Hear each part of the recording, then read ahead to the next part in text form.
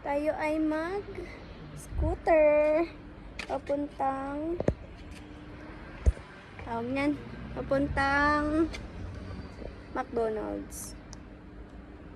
So, bakit naka-speed to? Ginamit pala to ni Brad.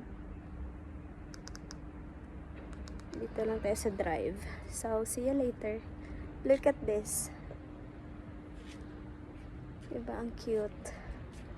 Sports car. Sandali.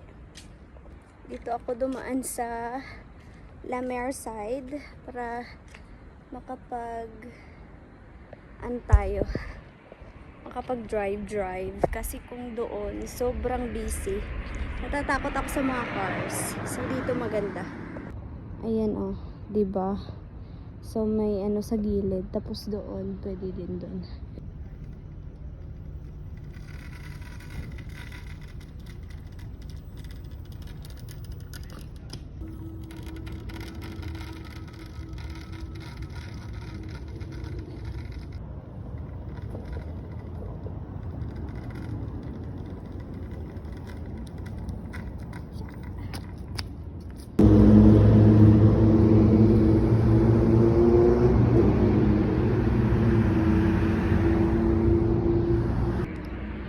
Abot din ako dito sa McDonald's.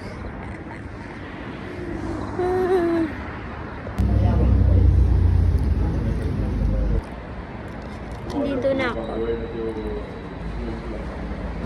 Dito araw-araw. Once a month lang. Nag-crave kasi ako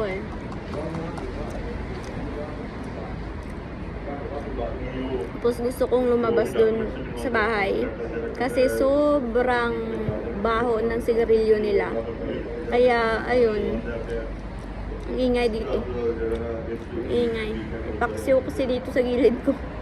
Paksiw! So,